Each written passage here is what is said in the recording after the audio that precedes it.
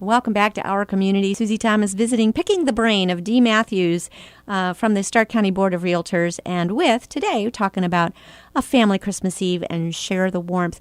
Dee, what brought you to this particular ministry and this event? What attracted you to feeding the homeless on Christmas Eve day? A couple years ago, my office, which happens to be Keller Williams Legacy Group, was looking for an additional Christmas project. And we do the typical Christmas tree gifting, collecting for a variety of things, but we were looking for something a little bit different. Coincidentally, the repository had an article about Bud Kuiper with the Anchor House. And I was quite mesmerized and interested in the story he shared about his 9 days of going back as if he was homeless. Yes. He had been homeless at one time in Florida and I believe North Carolina. Yes.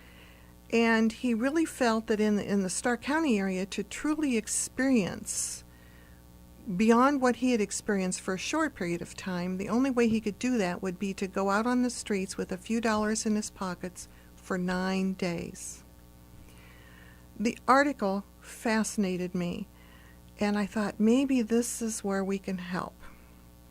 He has the Anchor House in Alliance. He collects the clothing and articles for people to share as a hand up, not a handout.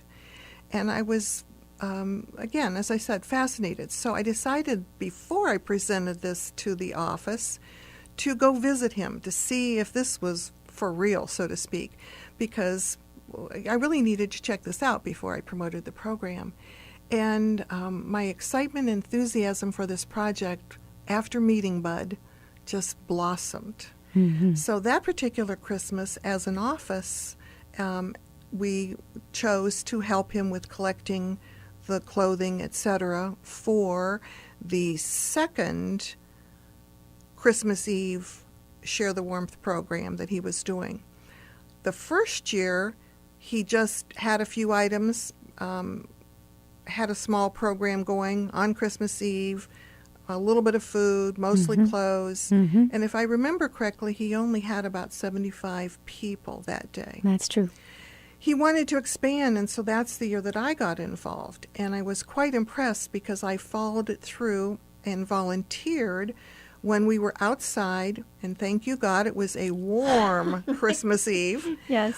And that's when I met Michelle Beyer and the Voices of Hope, and really didn't get to share with her very much at that time, but I could see her bringing in the food for all these people, and I could see the ministry that was there and the goodness of the hearts of the people, not just from donating, but actually distributing this.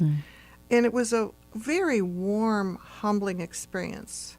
So we continued it for 2 years, and then the last year was, of course, at the Martin Center. And oh, what a wonderful place and facility to be able to have it indoors. Yes. And I was astounded to find out we served that year. And I'm sorry if I say we served because I've really gotten involved with this.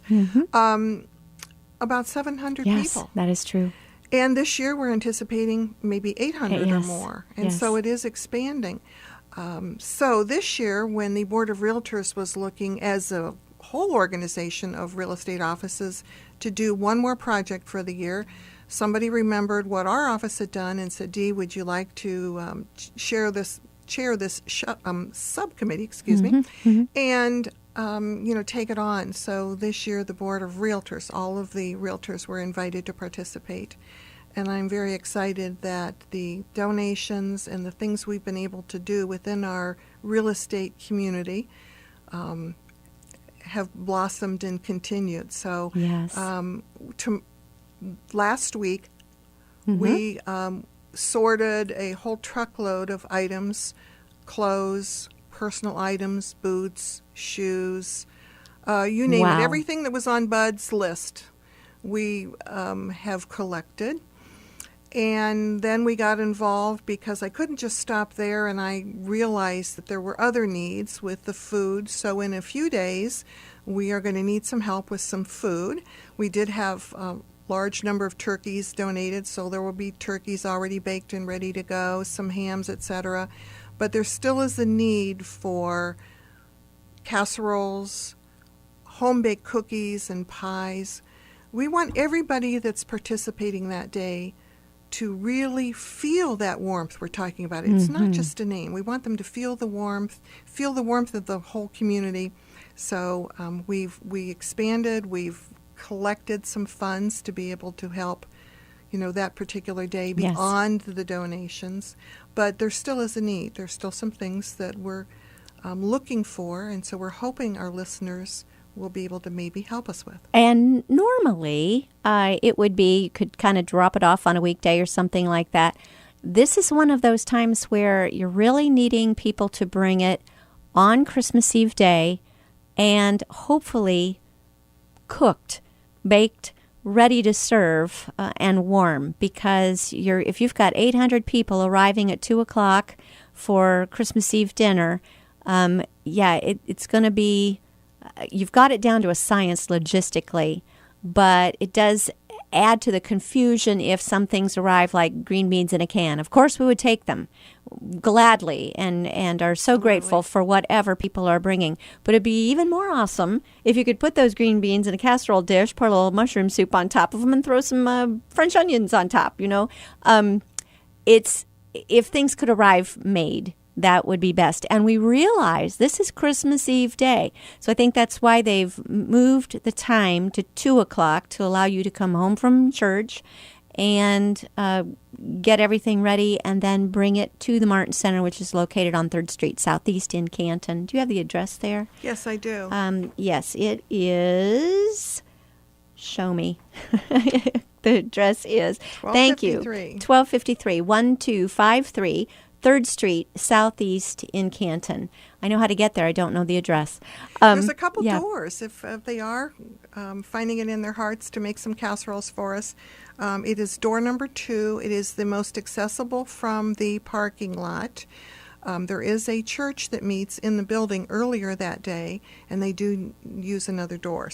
But if you're in the parking lot, and you'll be fine. And as you mentioned, they would like the food already prepared. Don't just drop off a box of mashed potatoes. If you could make the mashed potatoes, maybe as you're making your Christmas meal, you could buy the supplies for 1 extra casserole. That's so smart.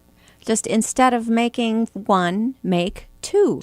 Because you're not asking one person to bring enough for 800. We're asking many, many people to bring a little. And somehow that will work. Yes? You've seen it work. Oh, what was it like last year? It was so heartwarming. You walked in, you knew before the doors opened, you could see the lineup, the people, the excitement when they came in, the turkeys and the ham and the food that had been prepared, the home-baked goods. These people probably many times move from location to location to find a good warm meal, and the meal in itself was just wonderful. As people arrived, if they had children, there is babysitting facilities there. Wow. Mr. and Mrs. Claus usually makes an appearance. There's toys for the children, and the room they have designated normally with Mr. and Mrs. Claus has babysitting available. So if the parents do want to seek out various clothing rooms, maybe the mother would like to go have her hair done, manicure. There are going to be some beauticians and barbers there that will help with those types of things. There will be ladies helping with makeup, and the ladies that do have a new makeup will be able to go home with the makeup. Yes, wow. There's community health individuals there if somebody has some questions for some medical needs. So people who offer services to the homeless population will be there, letting people know where to get those services. Because it's a school, I understand the showers are going to be available? Oh, yes. And last year they opened up the showers at the last minute as an afterthought, and this year they're helping to get the word out even better this year.